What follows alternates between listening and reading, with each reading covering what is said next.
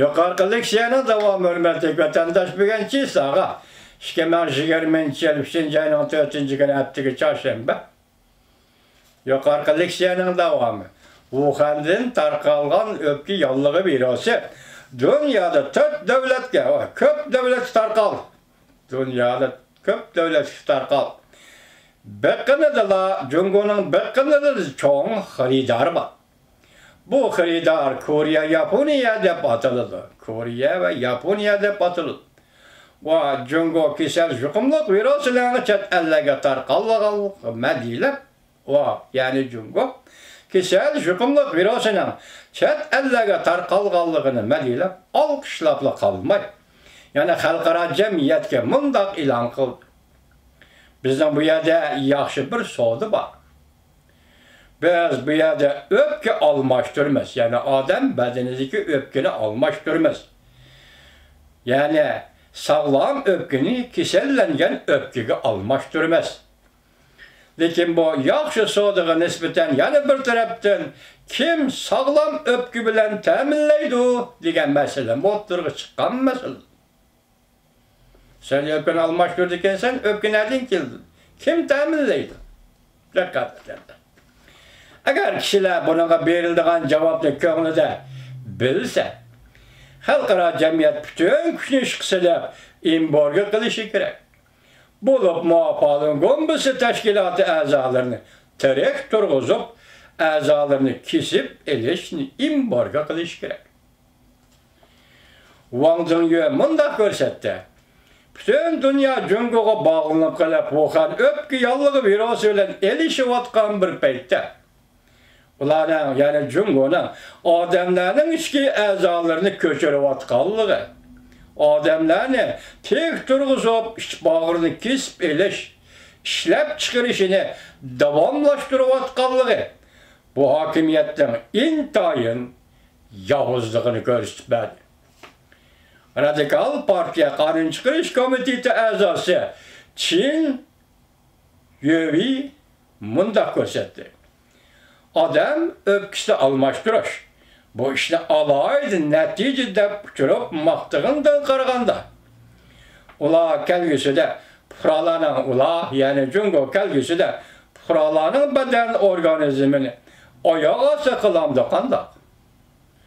Men sağlam öpke, işki azalarının qayerden keladiganligi to'g'risida endişlemi mavjud.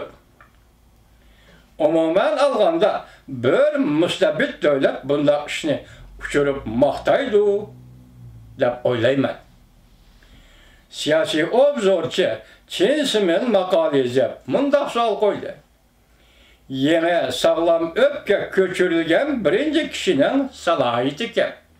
Bu işler Tayvan'da bulup işler, cümlemiş yazmışlar. Salayeti ki, öpke köçüre şunda tezle emelge aşamda. Sağlam adam öpkisi qayerden kelgen? Sağlam adamın öpkisi qayerden kelgen? Onun kaynidiki halkara cemiyet kişiler, onun kaynidikisi, dikkate, halkara cemiyet kişilik hukuk teşkilat organları gumallanıp ayıplap kelgen tirik turguzup işki azalarını kesip eleş. İhtiyaç boyunca adam öldürüş. Emes mi?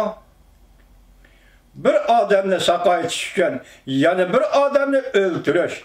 Vakası şu emes mi? Demek bir yerde gezip atkan gel, muşu peytte bu cin degen gezisi makal ilan kılıp biz öpkeni konu öpkeni yeni öpkege ya sağlam öpkeni keselsen öpkege almıştırdık dep muşu peytte dünyaya ilan kılıvatıdı vatandaş. Şuna münasebetli kesilgan makale. Çin'cin ya tirik turguzup işki azalarını kesip ilişki münasebetlik yakın yıllardan beri Beijing dairlerine Falun Gongpisi azalarına Şinjan'da yani müstemlik Uyguristan'a çetişler tirik turguzup işki azalarını kesip eliş cinayeti halkara cemiyetinin devamlılık tekşürüşü ve ayıplişi bu.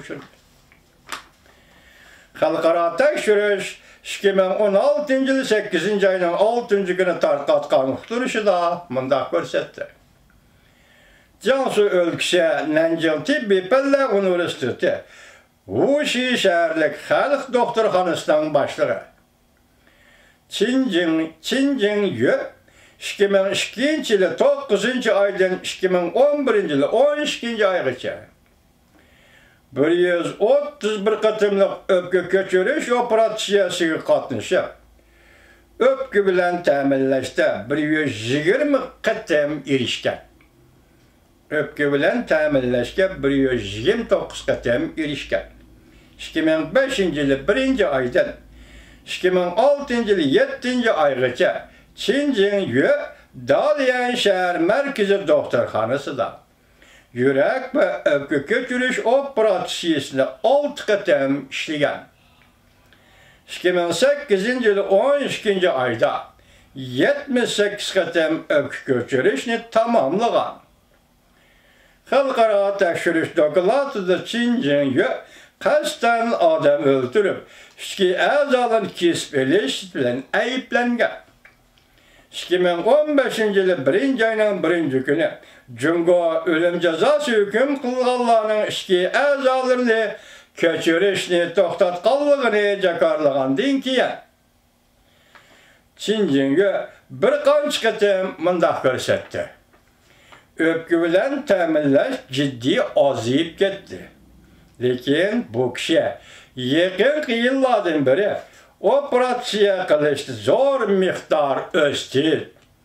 2019 yılı bütün bir yılda 247 qatim öpkü köçürüş operatsiyasi işledi.